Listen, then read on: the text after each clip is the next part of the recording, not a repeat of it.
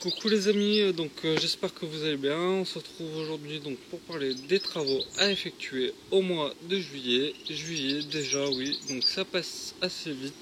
En juillet, il est très appréciable d'aller au potager soit le matin, soit le soir. On entend les oiseaux chanter, on se sent seul, c'est très agréable. On est troublé par personne. Au potager au mois de juillet, je vous conseille de cueillir vos légumes soit le matin de préférence pour avoir laissé aux légumes le temps qu'ils s'imprègnent de l'eau d'arrosage pendant la nuit. Ou vous pouvez aussi récolter le soir à la fraîche, c'est agréable aussi pour manger juste après la récolte des légumes bien frais. En juillet, vous êtes en retard, mais c'est encore possible de terminer les derniers semis de laitue Batavia. S'il fait trop chaud dehors, il faut les semer en alvéole ou en motte. Je vous mets le tuto pour les faire en motte en fiche. Les faire en alvéole ou en motte à l'intérieur de la maison et sortez-les à la lumière dès qu'elles auront germé, tout simplement pour éviter que les laitues ne filent, ne s'étiolent en cherchant la lumière au niveau des fenêtres.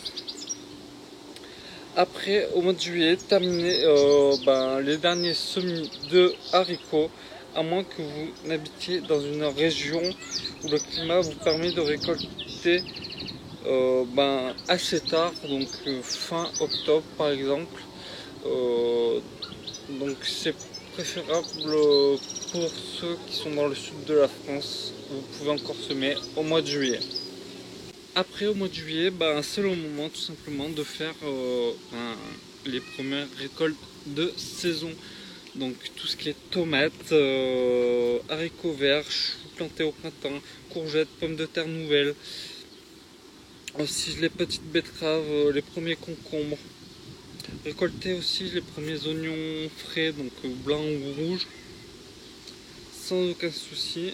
Vous pouvez aussi récolter l'ail et les échalotes, la poirée, les carottes primeurs, les pois, les radis d'été en région fraîche et toujours les salades. Terminez aussi de récolter tout ce qui est oseille, roquette notamment. Les fèves semées au printemps, les feuilles d'arroche, vous pouvez encore les récolter, et les choux raves ainsi que les navets, ce sera bon de récolter ces derniers des navets de printemps, c'est les derniers que vous allez récolter. Après, tout ce qui est semis en pépinière, commencez à semer vos chicorées pour l'automne. Comme ça, vous les aurez atteints d'ici une quinzaine de jours. Comme la laitue, vous pourrez les planter. Après, tout ce qui est semis en pleine terre, en région fraîche, commencez à semer de la mâche, ainsi que les radis d'hiver, les choux chinois et des navets d'été, des choux raves aussi pour l'hiver. Continuez aussi tout ce qui est semis de scaroles, de radis d'été, il n'y a aucun souci là-dessus. Après, en ce qui concerne les plantations au potager, continuez à planter tout ce qui est choux de tout type, repiquez vos poireaux d'été, vos poireaux d'hiver, il n'y a aucun souci là-dessus. Après, au niveau des autres activités au potager au mois de juillet, surveillez les pucerons sur toutes vos plantes. Surtout cette année avec l'hiver doux qu'on a eu l'hiver 2019-2020, on n'a quasiment pas eu de gelée, donc les pucerons ont proliféré énormément, malgré qu'il y ait beaucoup de coccinelles quand même. Pour les mêmes raisons, ça rattrape, mais surveillez afin de pouvoir traiter à temps avec du savon noir. Après, régulièrement, n'hésitez pas à mélanger votre compost, à l'humidifier afin que celui-ci se décompose très bien. Vous pouvez l'accélérer aussi, la décomposition du compost avec du purin d'ortie. Il n'y a aucun souci, c'est un activateur de compost super. Ou juste mettre des feuilles d'ortie, vous verrez qu'avec l'arrosage que vous ferez par-dessus votre compost, ça le décomposera plus vite. Ça attirera tout ce qui est vert, tout ce qui est micro-organismes dans votre composteur, donc le travail se fera plus rapidement. Après, au mois de juillet, on est en plein été, donc bien sûr il faut pailler un maximum vos légumes afin de pouvoir économiser l'eau. On ne dit jamais assez, mais l'eau devient une denrée de plus en plus rare. Donc n'arrosez pas avec l'eau du robinet, évitez. Si vous pouvez récupérer de l'eau de pluie, n'hésitez pas à le faire. Elle est gratuite en plus, elle est meilleure pour les légumes, elle n'est pas traitée. Et puis ça donne un meilleur goût à vos légumes par rapport à l'eau du robinet qui est souvent traitée à la javel, etc. Dernière activité, surveillez vos tomates. Dès que vous voyez les gourmands, taillez-les, passez-les. Surveillez l'apparition aussi du mildiou et de l'oïdium en cas de pluie.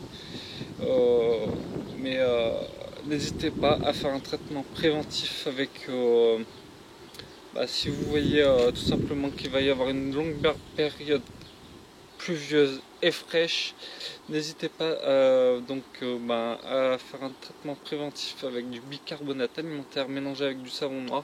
C'est très efficace et en plus ça élimine les pucerons, donc c'est une double efficacité redoutable et c'est bien meilleur pour le sol que le sulfate de cuivre, autrement appelé bouillie bordelaise, qui tue les micro-organismes du sol.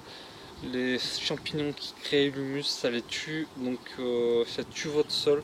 Donc préférez le bicarbonate alimentaire à la bouillie bordelaise, s'il vous plaît, je vous en supplie. Donc voilà, pour le mois de juillet, voilà ce qu'il y a à faire. C'est déjà pas mal.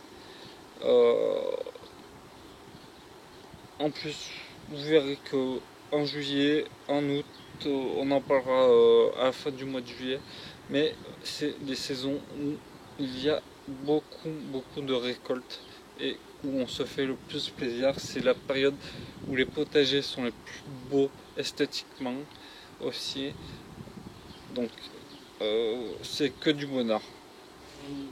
Voilà, donc c'est tout pour ce mois-ci. On se retrouve très vite pour une nouvelle vidéo. N'hésitez pas à liker si les conseils que je vous ai donnés vous ont plu.